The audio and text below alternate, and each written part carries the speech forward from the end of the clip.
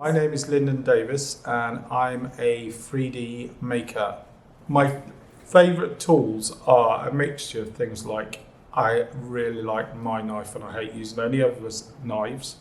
It's a bit like in your kitchen at home. I feel like I have to use my knife, I hate using anybody else's knife. And then I've got a few like homemade tools that I like using. So I've always been well into looking at found materials, whether it be waste or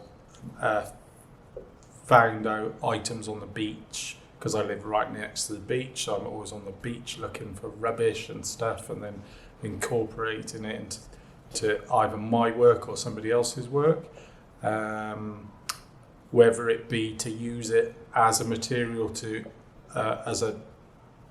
make from or to use as part of something.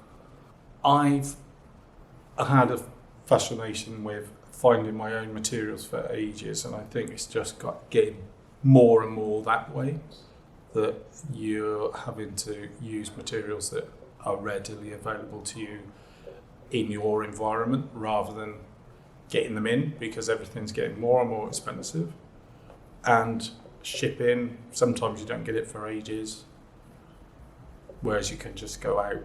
I'm lucky enough to live where I live, so in lockdown, that's what I was doing. I was getting my materials locally from the ground and using them and processing them.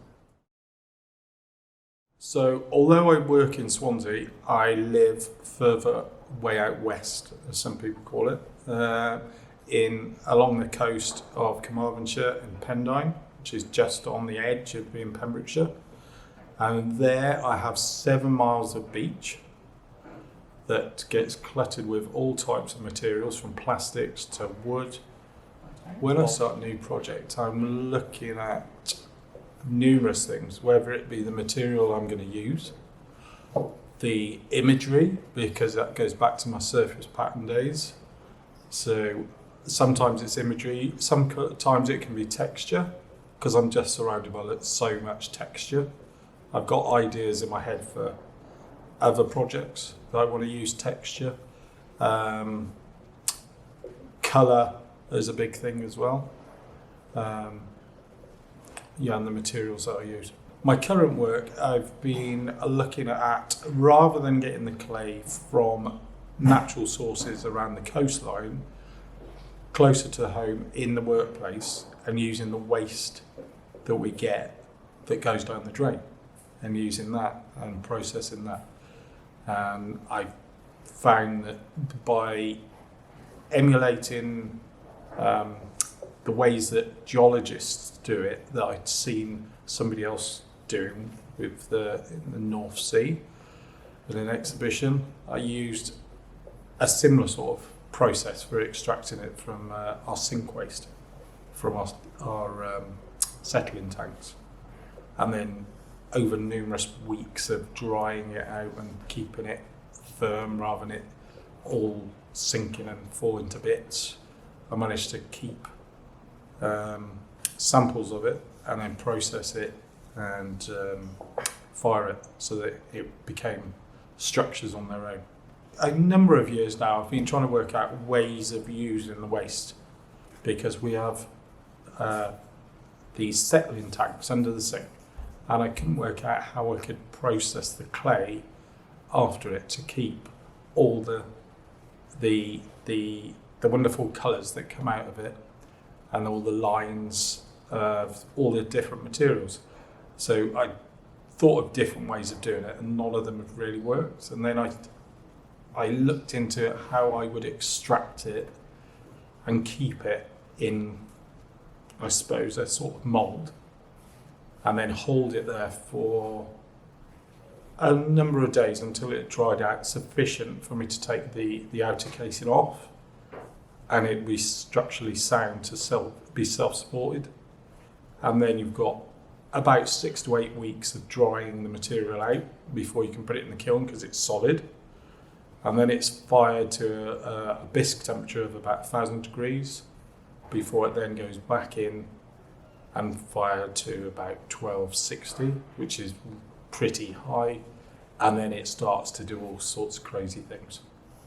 So I've been involved in the arts and ceramics for about just under 30 years. It is. I'm not that old. And in that time, I've worked for other people. I've done my own pieces. I did for a number of years make my own sideline of doing enamelware, which I'm lucky enough to have sold in Europe. I got it in New Zealand, America.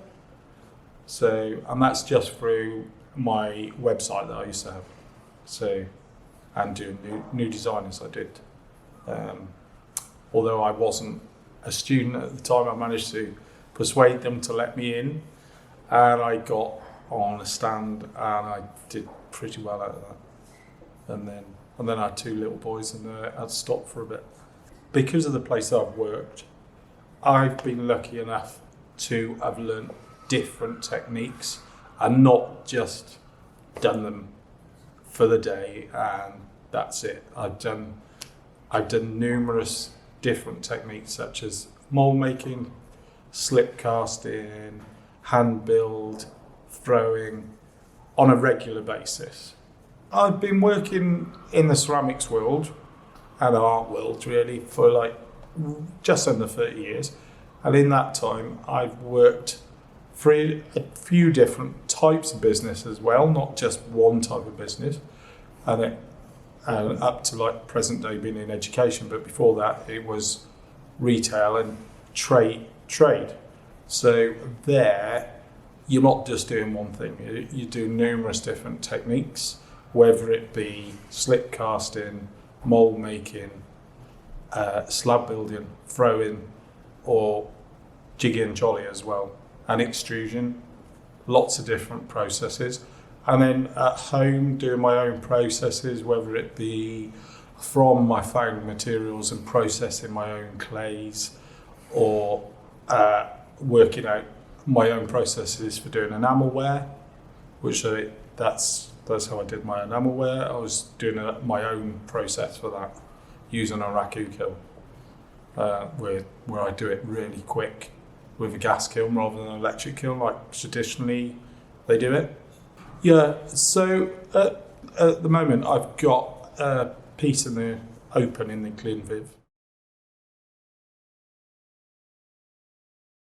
This year I'd actually been making and processing materials from the down the drain, as I call the piece, and I started developing something from there that I'd like to progress with, take further through the summer maybe.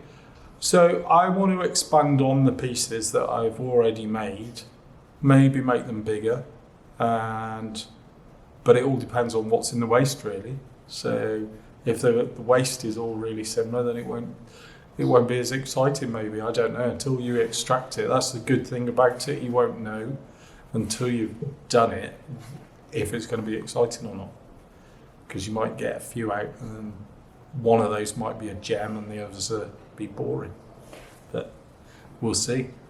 My advice to anybody leaving uni and wanting to follow their dreams of whatever process it is, you've got to stick with it. Don't get sucked into something else and let that take over and you get sucked into earning that safe money or whatever. Just go for it, because you just get sucked into doing the mundane job and you won't be able to get out of it. Just go for it, just follow it and go for it straight away. That's what I would say to somebody.